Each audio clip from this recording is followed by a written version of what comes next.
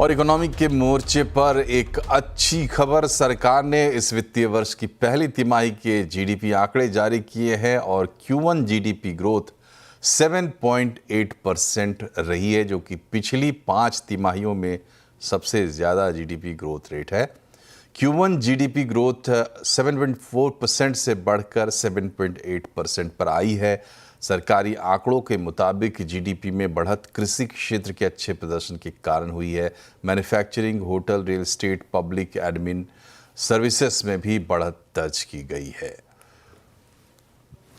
और जीडीपी के आंकड़ों पर बात करने के लिए हमारे साथ जुड़ गए हैं आईसीआरए की इकोनॉमिस्ट अदिति नायर। अदिति, आपको बहुत बहुत स्वागत है CNBC आवाज़ पर। आप क्या पढ़ पा रही हैं? ये जो ग्रोथ दिख रही है, ये कहाँ से आ रही है और कितनी सस्टेनेबल है, कितना उत्साह जगाती है? Thank you. देखिए, हमने ये अनुमान लगाया था कि इस क्वार्टर में 6.7% की जीडीपी ग्रोथ आएगी, तो Q4 से Q1 में हमने एक स्लो डाउन एक्सपेक्ट किया था। As compare to that growth 7.8% पे हाई है और पिछले क्वार्टर के मुकाबले और स्ट्रॉन्ग हुई है।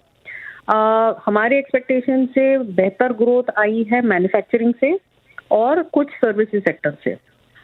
अब ये सब तो मेरे हिसाब से इज इन द पास्ट। आगे जाके जो इश्यूज हैं वो अलग हैं, और जो टैरिफ का पर्टिकुलरली और पेनल्टी का शॉक आया है यूएस से, उसकी वजह से आगे आने वाले क्वार्टर्स में जो आउटलुक है वो काफ़ी डिफरेंट है Q1 से। और सेकेंडली कुछ और भी फैक्टर्स हैं जिसकी वजह से हमें पहले भी यही आशंका थी कि ग्रोथ Q1 में स्ट्रॉन्ग होके उसके बाद टेपर ऑफ होगी। जैसे कि अगर आप गवर्नमेंट ऑफ इंडिया के कैपेक्स को देखें तो पहले क्वार्टर में अबाउट 50% YOY ग्रोथ थी, क्योंकि पिछले साल का बेस बहुत कम था इलेक्शंस की वजह से। आज हमने देखा जुलाई का जो फिस्कल डेटा आया है उसमें गवर्नमेंट ऑफ इंडिया की कैपेक्स में 10% कॉन्ट्रैक्शन है। बारिश भी काफ़ी हैवी हुई है पिछले कुछ हफ्तों में, तो जो इलेक्ट्रिसिटी है और माइनिंग है वहाँ से भी कोई सपोर्ट अभी तक तो इस क्वार्टर में नहीं आ रहा। GST is a very interesting proposition. Long term में उस GST रैशनलाइजेशन से डेफिनेटली कंजम्पशन में बूस्ट आएगी, लेकिन जो अभी क्वार्टर चल रहा है हमें ये आशंका है कि कुछ लोग अब वेट करेंगे, जो भी डिस्क्रेशनरी उनके परचेजेस थे वो अब वेट करेंगे कि टैक्स रेट कम हो, उसके बाद हम खरीदेंगे। तो GST का इमीडिएट टर्म में थोड़ा सा नेगेटिव इम्पैक्ट आ सकता है और आगे जाके रैशनलाइजेशन के बाद पॉजिटिव इम्पैक्ट आएगा।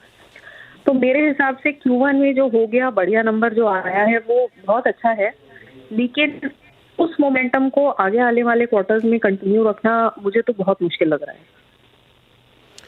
जी, तो ये मोमेंटम अगर नहीं रहता है तो उसकी वजह क्या बनेगी, आपको क्या लगता है? और क्या ऐसा हो सकता है जो ये सरप्राइज शायद सरकार के लिए भी रहा हो, इस क्वार्टर का जो रिजल्ट आंकड़ा आया है, तो क्या इसको संभालने के लिए क्या किया जा सकता है या आगे बढ़ाने के लिए? देखिए, टैरिफ शॉक जो है उससे डायरेक्ट इम्पैक्ट एक्सपोर्ट्स पे आएगा, स्पेशली वो वाले एक्सपोर्ट्स जो एग्जेम्प्टेड नहीं है, और ऐसे काफ़ी एक्सपोर्ट्स बहुत लेबर इंटेंसिव है, तो उन सेक्टर में लोगों को शायद फियर हो सकता है कि जॉब लॉसेस हों। तो उस वजह से जो एसोसिएटेड हाउस होल्ड हैं वहाँ पे कंजम्पशन में कुछ धीमापन हमें देखने को मिल सकता है। और साथ ही साथ जो प्राइवेट कैपिटल एक्सपेंडिचर है, इस अनसर्टेनिटी के माहौल में काफ़ी सेक्टर्स में बहुत मुश्किल होगा अभी आगे जाके कैपेक्स करना। वो सेक्टर जो एक्सपोर्ट ओरिएंटेड है या जहाँ पे इंपोर्ट सब्स्टिट्यूशन बहुत आसानी से हो जाता है। तो ये कुछ रीजंस हैं जिनकी वजह से हमें लग रहा है कि आगे आने वाले क्वार्टर्स में जो ग्रोथ है वो कम होगी। सेकेंडली, अगर कैपेक्स पे वापस आऊँ, गवर्नमेंट ऑफ इंडिया के कैपेक्स को अगर हम देखें तो जितना कैपिटल एक्सपेंडिचर पहले 4 महीने में हुआ है उसको हटाने के बाद अगर हम बजट एस्टिमेट में जितना बचा हेडरूम है वो देखते हैं, वो पिछले साल से 2% कम है। तो ये भी एक फैक्टर है कि जो ग्रोथ मोमेंटम है वो Q1 होगा। और क्या कर सकती है गवर्नमेंट? हमने जो ओवरऑल अनुमान लगाया था, हमें लगता है कि उनके पास अबाउट 1,000 करोड़ का लीवे है, या तो लोअर टैक्सेस को अब्सॉर्ब करने का या फिस्कल डेफिसिट को। तो अगर हम 50,000 करोड़ देखते हैं तो या तो उसमें आप टैक्स बढ़ा सकते हो, या एक्सपोर्टर को पैकेज दे सकते हो, या आप जो अगर पोटेंशियल रेवेन्यू लॉस है इसी की वजह से उसको absorb कर सकते हैं। जितने भी जी जी। कागज हैं, हम कि इसलिए है कि थोड़ा डिले किया है। ठीक है, बहुत बहुत शुक्रिया आपका आदित्य, हमसे जुड़ने के लिए, बातचीत करने के लिए। तो इकोनॉमी का मामला है, देखना होगा आगे किस तरीके से चीज़ें अनफोल्ड होती है। बहरहाल हम बढ़ते हैं RIL की 48वीं AGM की तरफ।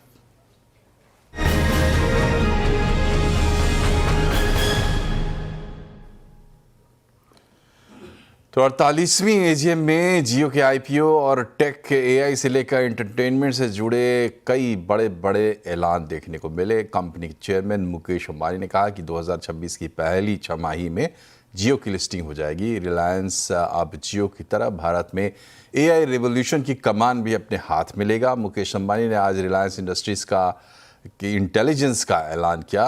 इसके लिए कंपनी ने अपने पुराने पार्टनर्स मेटा और गूगल के साथ अलग अलग पार्टनरशिप का भी ऐलान किया। इसके अलावा कंपनी ने अपने रिटेल, मीडिया, O2C और न्यू एनर्जी कारोबार को लेकर भी कई ऐलान किए। अंबानी ने कहा कि जियो का IPO सभी निवेशकों के लिए एक बड़ा मौका होगा। Today, it is my proud privilege to announce that Jio is making all arrangements to file for its IPO. We are aiming to list Jio by the first half of 2026, subject to all necessary approvals. I assure you that this will demonstrate that Jio is capable of creating the same quantum of value as our global counterparts. I am sure that it will be a very attractive opportunity for all investors. Jio Infocomm के chairman Akash Ambani Bharat में Jio Frames AI powered smart glass launch करने की उन्होंने आज बात कही। We're proud to give you a first look at one of our most exciting upcoming products, JioFrames. JioFrames is an AI-powered wearable platform and ecosystem made for India. With support for multiple Indian languages at launch, you can simply speak to Jio's multilingual AI voice assistant. It is a hands-free AI-powered companion designed for the way India lives, works, and plays. With JioFrames, you can capture your world like never before. Take HD photos, record videos, or go live. Every memory is instantly stored in Jio AI Cloud. JioFrames goes beyond capturing moments. Reading a book? Just ask for a summary or an explanation. Cooking a new dish? Get a step-by-step guide while your hands are busy. Traveling to a new city? Instantly learn about the landmarks around you. You can make calls, take meetings, listen to music, or enjoy podcasts. With built-in open-ear speakers, you hear crystal clear audio while staying aware of the world around you. JioFrames brings the power of AI into your everyday life in the most natural way possible. Intelligence will not just be in your pocket, it will be right in front of your eyes. Reliance foundation की chairperson Nita Ambani ने मुंबई में 2000 beds का medical city बनाने का ऐलान किया है। I'm happy to share that we are also developing a state-of-the-art 2,000-bed medical city in the heart of Mumbai. This will not be just another hospital. It will be India's new beacon of healthcare innovation, where AI-powered diagnostics, cutting-edge medical technology, and some of the finest doctors from India and the world will come together to deliver care that will meet the best standards anywhere in the world. Today, some of the best doctors globally come from India. And therefore, I'm delighted to share that this hospital will include a transformative medical college that we hope our country will be proud of. Reliance retail की executive director Isha Ambani ने बताया कि company के 7,000 शहरों में 19,340 store हैं और 3 साल में 20+% CAGR रेवेन्यू का टारगेट है। Looking ahead, we are confident of delivering 20% plus CAGR in retail revenues over the next 3 years. This is not an aspirational slogan. It is a prediction grounded in the scale of our capabilities and the depth of opportunity ahead of us. Something that no other retailer in India possesses. It is anchored in the fact that our every engine of our growth, offline, online, and B2B, is already proven, profitable at scale, and primed for acceleration. RIL के executive director Anant Ambani ने बताया कि देश का 30% natural gas RIL produce करता है। Our net carbon zero commitment by 2035 is not just a business pledge. It is our commitment to protect Mother Earth from the climate crisis. Our SEZ refinery has been recognized as the world's most energy efficient facility. Across facilities, we are shifting to clean fuels. Our efficiency programs have delivered 10 million gigajoules of energy savings in 3 years. Our circular economy initiatives, waste plastic pyrolysis, biomass fuels, hydrogen, make Reliance a leader in sustainable materials. This is a strong competitive advantage as sustainability drives value creation. RIL ने अपनी 48वीं AGM में जियो और energy business वगैरह को लेकर बड़े ऐलान किए हैं, लेकिन इसमें क्या किसके फाइन प्रिंट्स हैं बता रहे हैं यतीन मोता। जी तो रिलायंस के एजीएम में सबसे बड़ा टेक अवे था जियो यानी कि टेलीकॉम कारोबार का आईपीओ। चेयरमैन मुकेश अंबानी ने कहा कि जियो के आईपीओ की तैयारियां ग्रुप लेवल पे हो चुकी हैं और फर्स्ट हाफ ऑफ 2026 यानी साल 2026 के फर्स्ट हाफ में लिस्टिंग मुमकिन हो पाएगी जियो के टेलीकॉम बिजनेस की। और क्लियरली अगर हम बात करें तो मार्केट ये एक्सपेक्टेशन कर रहा था कि कहीं ना कहीं वैल्यू अनलॉकिंग कैसे हो, और क्लियरली ये टाइम एजीएम में ये अनाउंस हो गया। अगर हम मार्केट के वैल्यूएशन की बात करें तो जियो जो टेलीकॉम बिजनेस है रिलायंस इंडस्ट्रीज़ का, इसकी वैल्यूएशन लगभग 12 लाख करोड़ रुपए के आसपास आकी जा रही है और एक बड़ा आईपीओ यहाँ अब बहुत ही जल्द आता हुआ नज़र पड़ेगा। और इससे कहीं ना कहीं जो एग्जिस्टिंग ग्लोबल इन्वेस्टर्स हैं और रिलायंस के शेयर होल्डर्स हैं, इनके लिए वैल्यू अनलॉकिंग की अपॉर्चुनिटी बनती हुई नज़र पड़ेगी।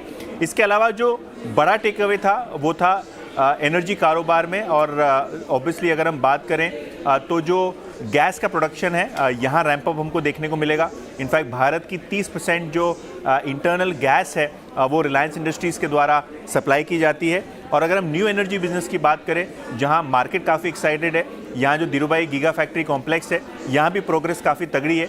इनफैक्ट बहुत जल्द यहाँ प्रोडक्शन भी शुरू हो जाएगा। और अगर हम सोलार की बात करें तो यहाँ 10 गीगावाट की कैपेसिटी रिलायंस इंडस्ट्री डेवलप कर रहे हैं, तो कहीं ना कहीं यहाँ भी काफ़ी अपडेट्स मजबूत आते हुए नज़र पड़े। लेकिन हाँ, इस एजीएम की ज़बरदस्त हाईलाइट थी जियो का आईपीओ। और रिलायंस रिटेल कंज्यूमर सेगमेंट में क्या बड़े ऐलान हुए हैं बता रहे हैं हमारे सहयोगी आशीष चतुर्वेदी।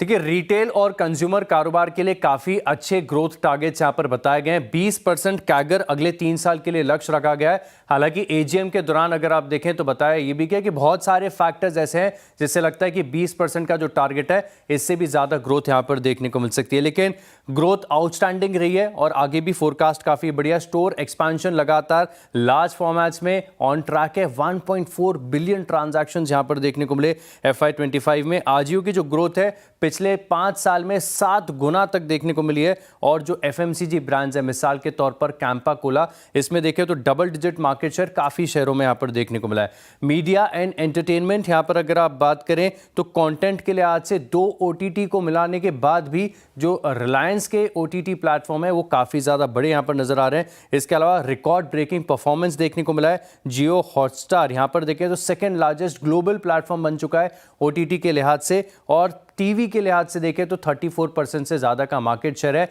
लेकिन बाजार अगर आप देखें तो उत्साहित होता हुआ नजर आया जब बात आई इनकी नई होली ओन्ड सब्सिडरी यानी रिलायंस इंटेलिजेंस की, जहां पर हमने देखा है कि ग्लोबली रिकॉग्नाइज्ड बड़ी कंपनीज, मिसाल के तौर पर गूगल और मेटा, इनके साथ कोलैबोरेशन जो है ये अनाउंसमेंट किया गया है और इसका एक सिस्टमैटिक सिनर्जिस्टिक बेनिफिट देखने को मिलेगा।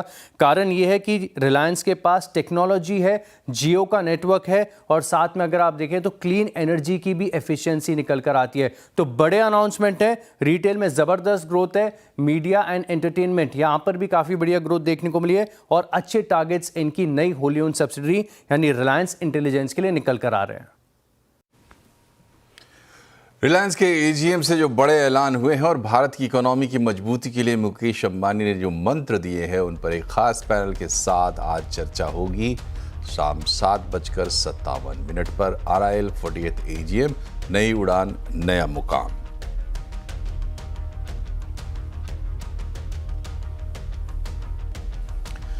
और अब बात करते हैं मार्केट की। लगातार तीसरे दिन बाजार गिरावट के साथ बंद हुआ है। सेंसेक्स 271 पॉइंट गिरा है, 79,810 पर बंद हुआ है। निफ्टी में 3 हफ्ते के निचले स्तर पर क्लोजिंग देखने को मिली। स्टॉक स्पेसिफिक बात करें, सितंबर सेल्स नंबर के पहले ऑटो शेयरों में मुनाफा वसूली देखने को मिली। रियल्टी IT इंडेक्स में भी बिकवाली हावी रही। मेटल तेल गैस इंडेक्स भी फिसल कर बंद हुए हैं। GST रेट रैशनलाइजेशन के साथ 5 साल के लिए एडिशनल लेवी लगाई जाए, ये मांग है विपक्ष शासित राज्यों की। इन राज्यों को रेवेन्यू घटने की चिंता सता रही है। आज एक साझा बैठक के बाद केरल के वित्त मंत्री ने कहा कि राज्यों का रेवेन्यू अभी भी GST लागू होने से पहले की तुलना में 5% कम है। विपक्ष के राज्य रैशनलाइजेशन के खिलाफ नहीं है, लेकिन उन्हें राज्यों के रेवेन्यू की भी चिंता है। उनका कहना है कि रिफॉर्म के बाद जनता को इसका फायदा मिलना चाहिए। विपक्षी राज्यों की इस बैठक में कर्नाटक, तमिलनाडु, तेलंगाना, हिमाचल प्रदेश, केरल, झारखंड, पश्चिम बंगाल, पंजाब और हिमाचल प्रदेश के वित्त मंत्री शामिल हुए थे। और बैठक में क्या बातचीत हुई, डिटेल में बता रहे हैं आलोक प्रियदर्शी। बिल्कुल, देखिए, केंद्र सरकार की तरफ से प्रस्तावित GST रिफॉर्म का गैर बीजेपी शासित राज्यों ने समर्थन तो किया है, लेकिन वो रेट रैशनलाइजेशन के बाद जो GST की दरों में कटौती होगी उसके बाद राज्यों को होने वाले रेवेन्यू लॉस को लेकर खुलकर सामने आ गए हैं। आज 8 विपक्षी राज्यों के मंत्रियों ने एक दिल्ली में बैठक की और बैठक के बाद उन्होंने साफ तौर पे कहा कि रेट रैशनलाइजेशन से आम लोगों को तो फायदा होगा, लेकिन राज्यों को करीब 20% का नुकसान झेलना पड़ेगा। इसलिए आगामी GST काउंसिल की बैठक में एडिशनल ड्यूटी लगाए जाने की व्यवस्था की जानी चाहिए। ये एडिशनल ड्यूटी अगले 5 साल तक 40% की दर के ऊपर लगनी चाहिए, ताकि राज्यों को होने वाले नुकसान की भरपाई की जा सके। और ये व्यवस्था तब तक जारी रहनी चाहिए जब तक राज्यों का रेवेन्यू स्टेबलाइज नहीं हो जाता है। इसके अलावा उन्होंने एंटी प्रॉफिटरिंग का भी मुद्दा उठाया। उन्होंने कहा कि रेट रैशनलाइजेशन के बाद जो दरों में कटौती का फायदा होगा आम लोगों को होना चाहिए, न कि कंपनियों को। अगर इसके लिए कोई मैकेनिज्म नहीं होगा तो इसका फायदा सीधे तौर पर कंपनियों को मिलेगा। उन्होंने कहा कि GST लागू होने के 8 साल तक हो चुके हैं, लेकिन अभी तक राज्यों का रेवेन्यू स्टेबलाइज नहीं हो पाया है, लगातार उन्हें लॉस हो रहा है। लिहाजा इसकी व्यवस्था करनी चाहिए। कहीं ना कहीं GST में कोई दिक्कत है, इसकी वजह से जिस तरह की ब्योएंसी की एक्सपेक्टेशन की जा रही थी वो ब्योएंसी अभी तक नहीं आ रही है। GST कलेक्शन लगातार गिर रहा है, लिहाजा इसको भी फिक्स करना चाहिए ताकि राज्यों को रेवेन्यू का लॉस ना हो और साथ ही साथ केंद्र सरकार भी GST को सही तरीके से इंप्लीमेंट कर सके।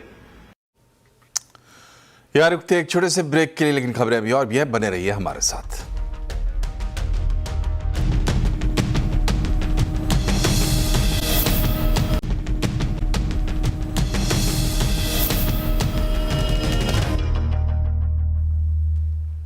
ब्रेक के बाद आपका स्वागत है। प्रधानमंत्री नरेंद्र मोदी जापान में हैं और वहां 15वें भारत जापान इकोनॉमिक फोरम को उन्होंने संबोधित किया।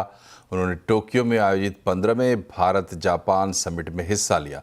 समिट में मोदी और जापानी PM इशिबा की मौजूदगी में कई MOUs भी एक्सचेंज किए गए। यहाँ उन्होंने कहा कि भारत की विकास यात्रा में जापान अहम पार्टनर है। वहीं जापानी PM इशिबा ने भारत में अगले 10 साल में 10 ट्रिलियन येन निवेश का ऐलान किया। और MSME और स्टार्टअप सहयोग पर भी जोर दिया। पीएम मोदी ने दोनों देशों की साझेदारी को वैश्विक शांति और हाई टेक्नोलॉजी सहयोग के लिए काफ़ी ज़रूरी बताया और कहा कि भारत जल्दी ही दुनिया की तीसरी सबसे बड़ी इकोनॉमी बनेगा। साथ ही उन्होंने अगली समिट के लिए इशिबा को भारत आने का निमंत्रण भी दिया।